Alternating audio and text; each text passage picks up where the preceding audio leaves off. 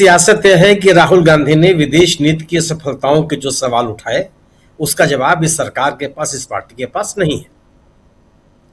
राहुल गांधी ने भारतीय विदेश नीति के विफल होने की बात उठाई। राहुल गांधी ने भारतीय विदेश नीति के लागू होने के तौर तरीकों को लेकर के सवाल उठाया। एक जिम्मेदार सरकार के समर्थक अगर उनमें कोई बोध है तो वह राहुल गांधी के द्वारा उठाए गए सवालों का जवाब देते कि जो विदेश नीति के बारे में आप बात कर रहे हैं वह विदेश नीति वह इस तरह से नहीं है और हम अपने विदेश नीति में सफल हैं। देश के लोगों ने विदेश नीति के जिस तरीके से विदेश नीति चलाई जा रही है उसके दुष्परिणामों को देखा है।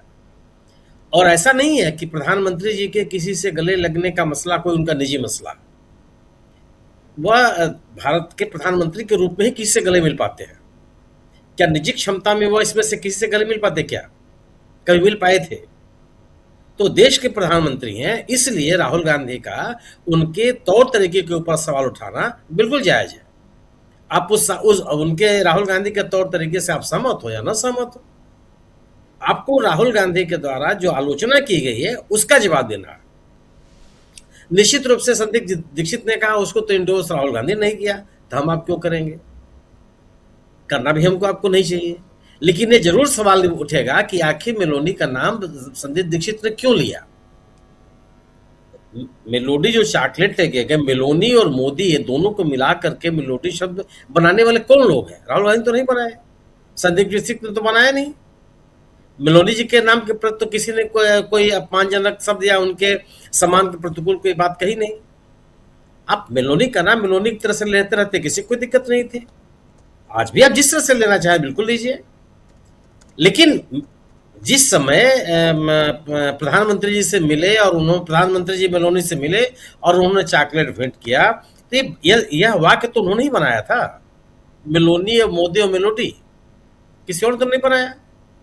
और यह उस समय भी लोग जो आज इस विषय को लेकर के इतने गंभीर हैं, उस समय भी लोगों को सवाल उठाना चाहिए था। जिस समय वह चॉकलेट का पैकेट मोदी जी ले गए थे, उस समय दुनिया में युद्ध के बादल थे जो बरस रहे थे बाकायदे। एक पूरे के पूरे इलाके में नरसंहार चल रहा था। उस समय आप किसी को चॉकलेट भेंट में दे रहे हैं, तब किसी की भावनाएं नहीं भड़की थी कि एक तरफ दुनिया के एक हिस्से में नरसंहार हो रहा है और दूसरी तरफ आप किसी को चॉकलेट देने जा रहे हैं। राजनीति उसके पीछे केवल यही है कि राहुल गांधी के द्वारा उठाए गए सवालों का जवाब इनके पास नहीं है। विदेश नीति के मुद्दे को लेकर जिन्होंने सवाल उठाया और जो मानसून सेशन के दौरान जिन्होंने सरकार को घेरने की कोशिश की और सरकार घिर गई। सवाल इस बात का है कि जो निशिकांत दुबे की बात हो रही, निशिकांत दुबे के बारे में तो बात करना अपना समय जाया करना। निशिकांत दुबे क्या का जो एक्स पर उनका पोस्ट है उसके नीचे लोगों की प्रतिक्रिया पढ़ लीजिए आप। हमको आपको करने की आवश्यकता नहीं है, इसको बहुत व्याख्या करने की जरूरत नहीं है। निशिकांत दुबे को उनके नीचे टिप्पणी करने वाले लोगों ने क्या नहीं कहा, क्या नहीं कहा, आप उसको पढ़ नहीं सकते हैं। एक आध दो चार प्रतिक्रिया देखने के बाद आप बंद कर देंगे। किस कदर इनको घेरा है निशिकांत दुबे को और उनके बारे में, उनके खुद के बारे में किस किस तरह की टिप्पणियां की है लोगों ने। आप राहुल गांधी के ऊपर इस तरह के आरोप लगाकर, राहुल गांधी जिस चीज से तत्काल, जो भवेश शकील जी ने कहा बहुत सही व्याख्या है कि तत्काल उन्होंने उससे अपनी दूरी बना ली, कहा कि नहीं मैं इसको इंडोर्स नहीं करता, मैं इस तरीके से नहीं सोचता। और राहुल गांधी को के ऊपर तो इस तरह के आरोप लगाने के लिए तमाम तरह के आरोप लगाए गए। राहुल गांधी और प्रियंका गांधी के रिश्ते को लेकर क्या कहा लोगों ने, राहुल गांधी और उनकी भांजी के लेकर की फोटो चस्पा करके किस किस तरह की बातें कही गई। कोई खड़ा होकर कहा क्या कि जो लोग ये टिप्पणी कर रहे हैं वो कौन लोग हैं, इनके खिलाफ पार्टी अनुशासनात्मक कार्रवाई करेगी, कानूनी कार्रवाई छोड़ दीजिए। एक दो उदाहरण है, किन किन का नाम लेंगे आप? भरा पड़ा हुआ इससे। आज जो लोग इंदिरा गांधी के फोटो को लेकर के उस पर टिप्पणी कर रहे हैं वो लोग कौन है? आप इंदिरा गांधी का मिलना और मोदी जी का मिलना दोनों एक है। वो दोनों स्थितियां बताती रही।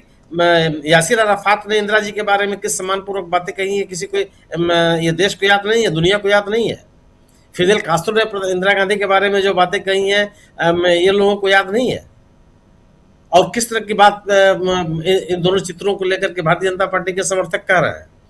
दरअसल भारतीय जनता पार्टी सरकार के खिलाफ राहुल गांधी ने जो राजनीतिक विमर्श पैदा कर दिया है देश में, उस विमर्श का कोई काट इनके पास नहीं है।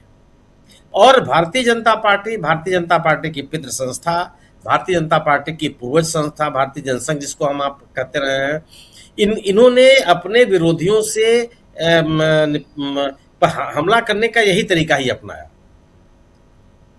चरित्र हनन करना, उनके बारे में ऐसी बात करना जिसका किसी के पास कोई उसका खंडन करने के लिए नहीं आता है, गुपचुप तरीके से बातें कहते रहना, एक अपने एक इस तरह का इकोसिस्टम तैयार करना जिसमें इस तरह की बातों को कहा जाए। ये आज से नहीं है, इस जमाने से ही यही तरीका इन लोगों ने अपनाया।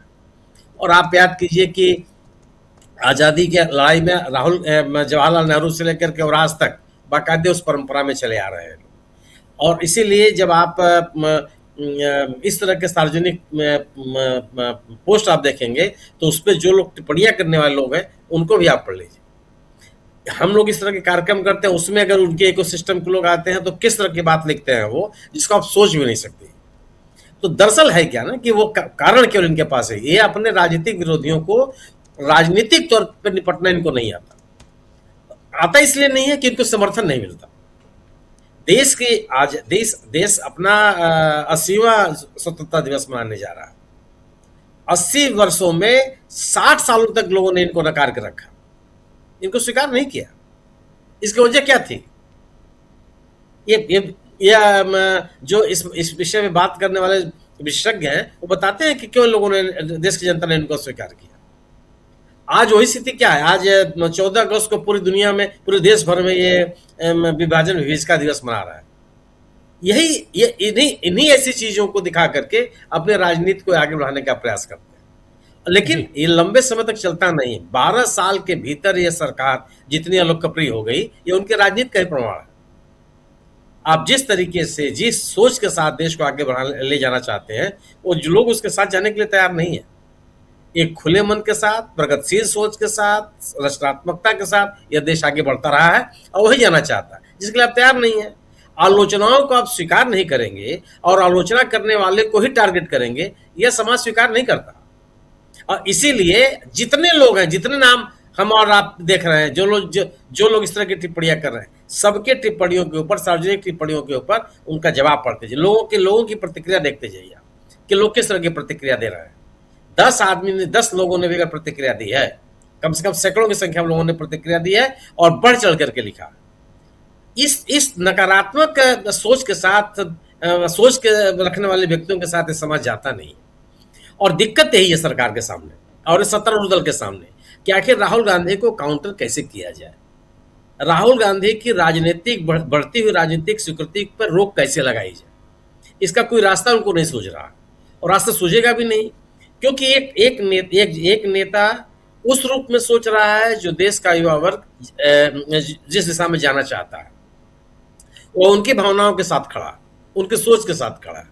और दूसरी तरफ आप अपने आप को कहाँ ले जा रहे हैं, जिसमें आपके पास कोई प्रगतिशीलता नहीं है, वैज्ञानिक सोच नहीं है, योग्यता की स्वीकृति नहीं है, लोकतांत्रिक मूल्यों में विश्वास नहीं है, लोकतांत्रिक संस्थाओं को मजबूत करने के प्रति कोई आपकी प्रतिबद्धता नहीं है जी। आलोचना करने वाले लोगों के साथ आप खड़े नहीं है, कैसे बढ़ जाएंगे आप? सवाल यही है। तो मुख्य जो राहुल गांधी को घेरने की कोशिश है, उसके पीछे केवल यही है कि राहुल गांधी के द्वारा की जा रही राजनीति और उनकी बढ़ती हुई जन स्वीकृति को रोकने का कोई तरीका इनके पास नहीं है। वही इसीलिए हुआ इस स्तर पर उतर करके उनका विरोध कर रहा है। जी बिल्कुल बिल्कुल बिल्कुल। प्रधानमंत्री नरेंद्र